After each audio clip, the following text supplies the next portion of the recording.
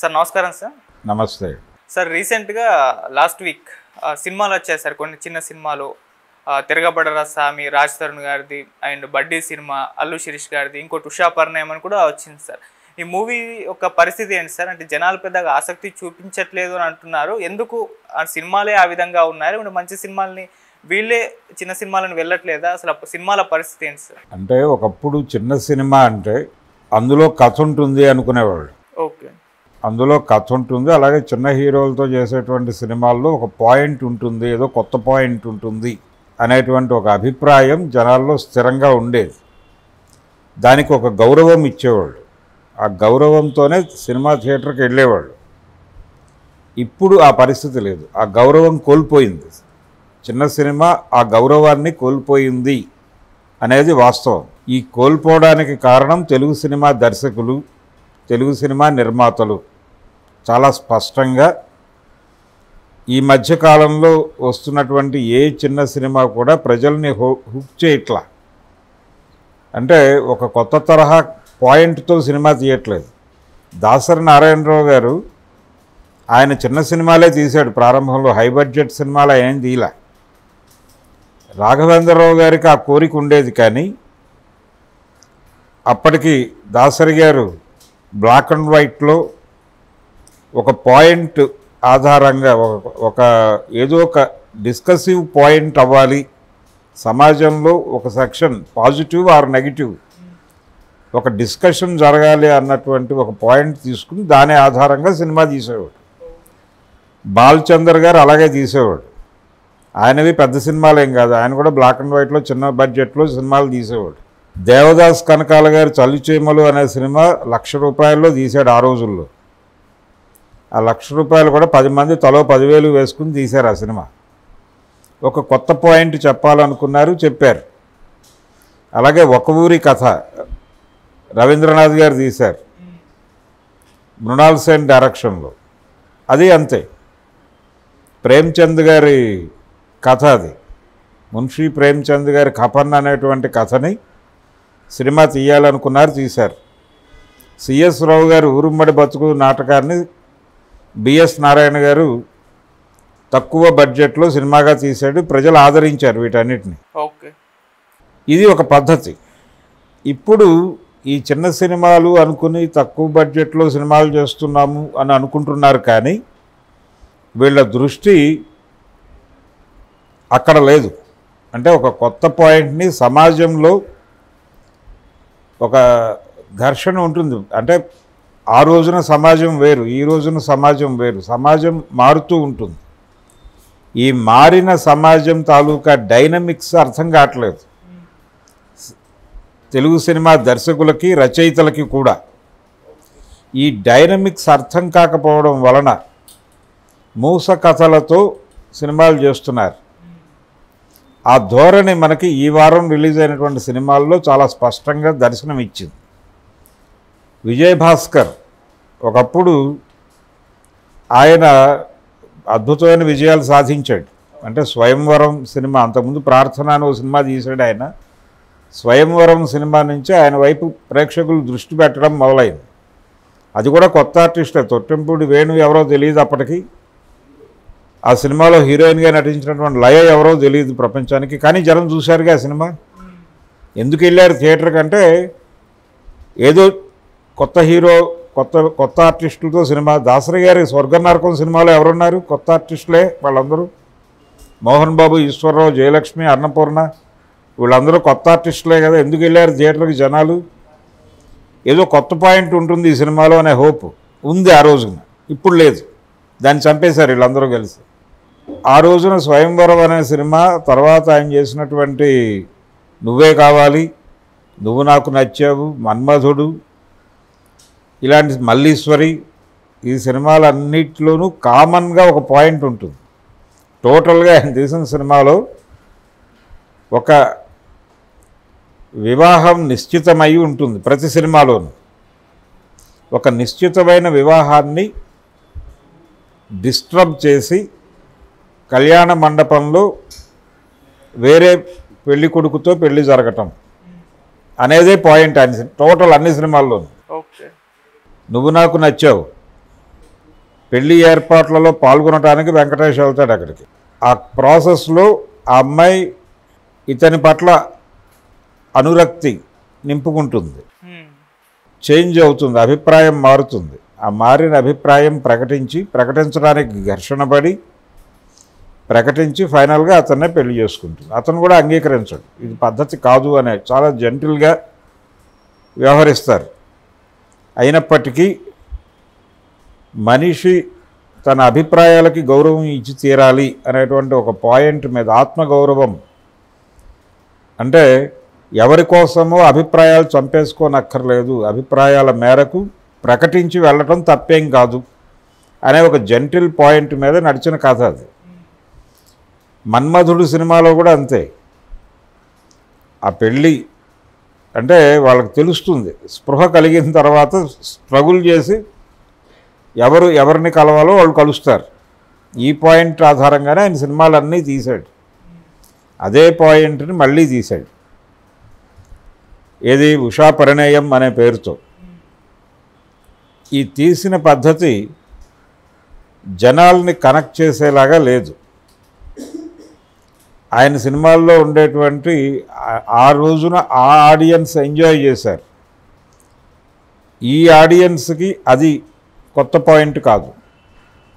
ఇంకేదైనా అంటే ప్రజెంట్ సొసైటీలో వివాహ వ్యవస్థ ఎలా ఉంది, దాని పట్ల జనాల్లో ఉన్నటువంటి నమ్మకాలు ఏమిటి, మగపిల్లలు ఎలా ఉన్నారు, ఆడపిల్లలు ఎలా ఉన్నారు, వీళ్ళ మధ్య ఘర్షణ ఎలా ఉంది, భావపరమైనటువంటి సంఘర్షణ ఎలా జరుగుతోంది పెళ్ళి అనేటువంటి ఏరియాలో అనేది నువ్వు అబ్జర్వ్ చేసి అర్థం చేసుకుని అధ్యయనం చేసి ఒక కథ డిజైన్ చేసుకుని సినిమా తీసుకుంటే జనం చూసేవాళ్ళు. నువ్వు చెప్పిందే మళ్ళీ చెప్తాను అంటే జనం రావడానికి సిద్ధంగా లేరు కదా. ఆ ప్రామిస్ ఇవ్వలేకపోయాడు ఆయన. ఆ ఇవ్వలేకపోవడం ఆ సినిమాలో కనిపిస్తుంది, అందువలన ఆ సినిమా డిజాస్టర్ అయింది.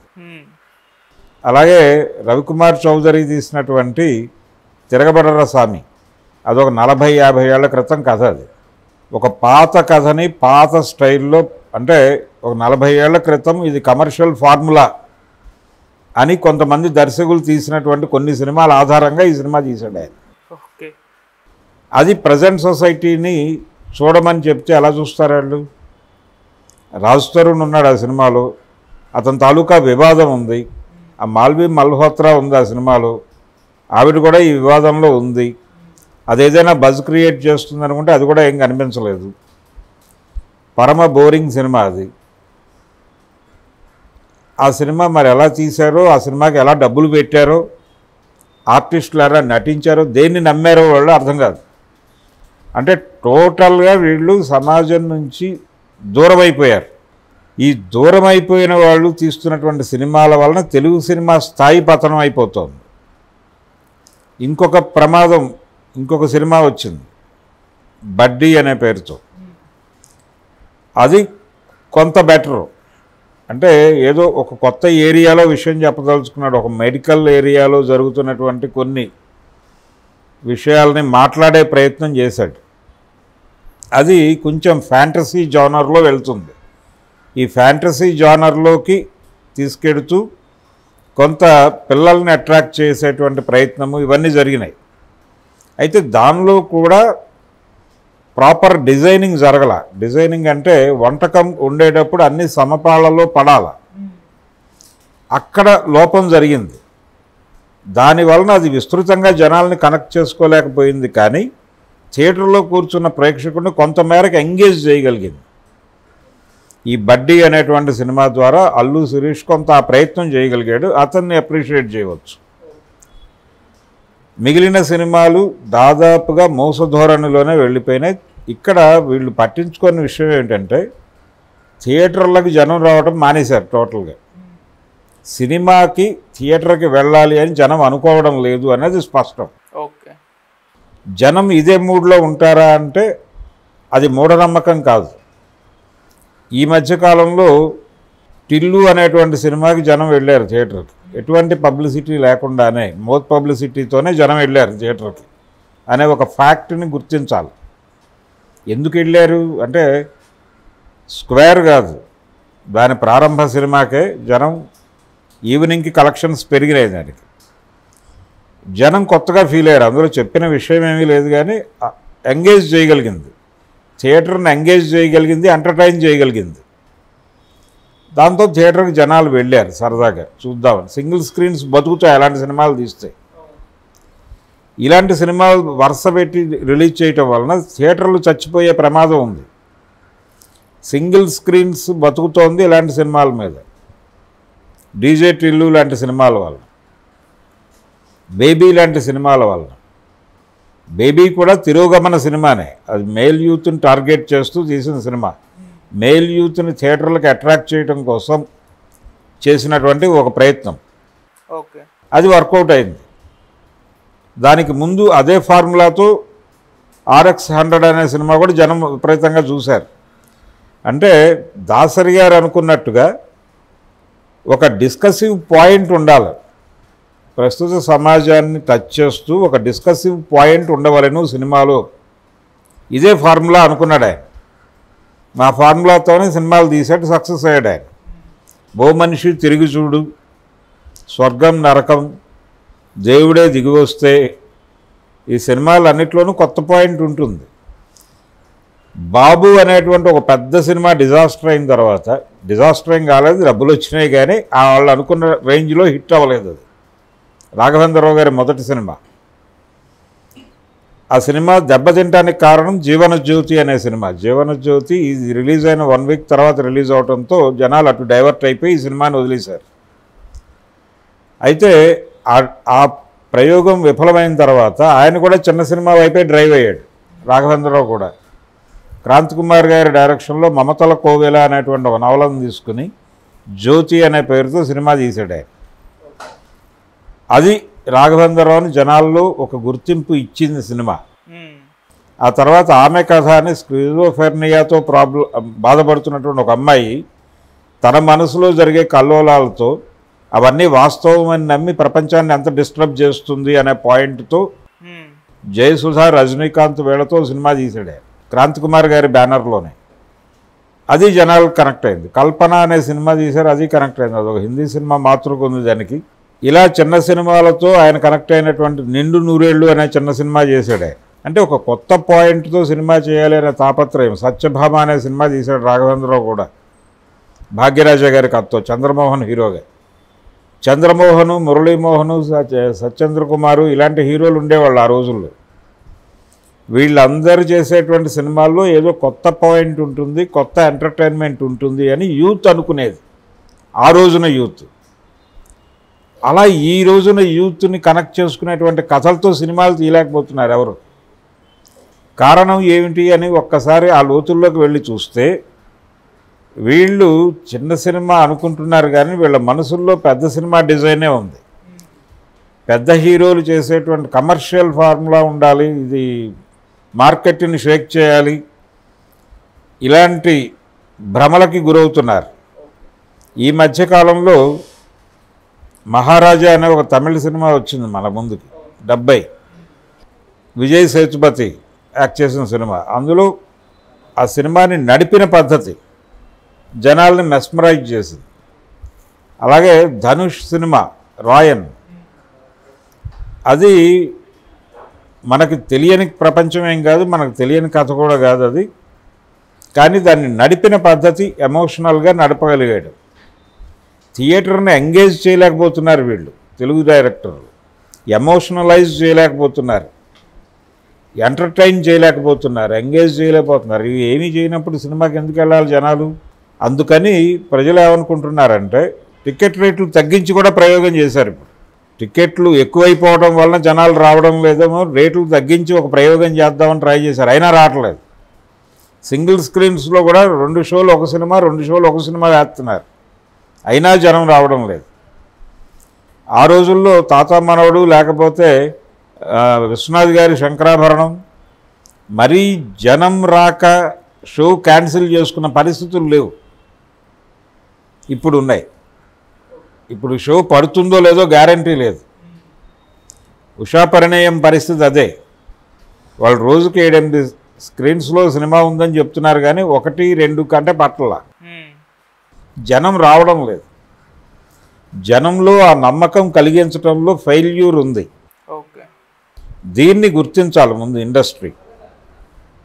క్రమంగా ఏం జరుగుతుందంటే సింగిల్ స్క్రీన్ స్పేస్ని ఓటీటీలు ఆక్రమిస్తాయి.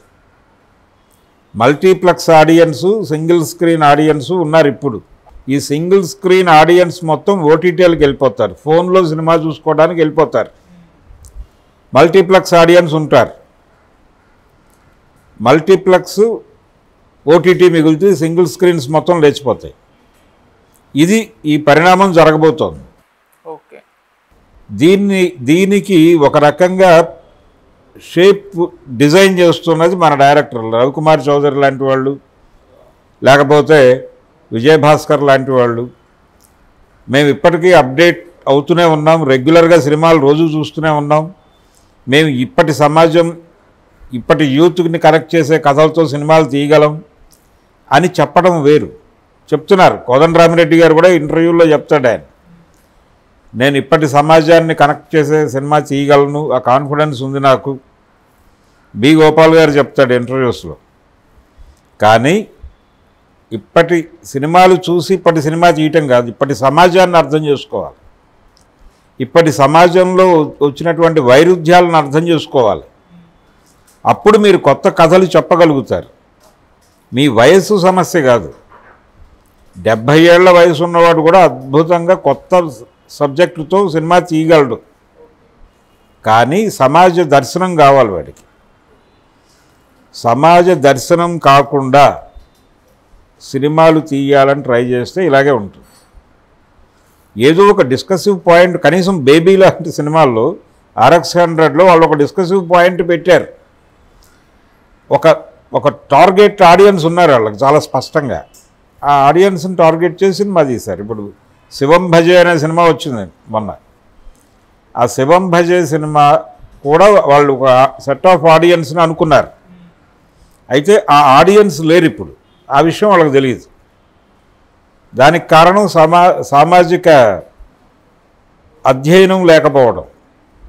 మారుతున్న సమాజపు గతిని అర్థం చేసుకోకుండా అఖండ రోజుల్లో జనం ఉన్నట్టే ఉన్నారు అని అనుకోవడం వలన జరిగిన ఫెయిల్యూర్ అది. ఓకే. ఆ సెట్ ఆఫ్ ఆడియన్స్ మారటం వల్లనే, ప్రేక్షకులలో, ఓటర్లలో ఆ మూడు మారటం వల్లనే 63 సీట్లు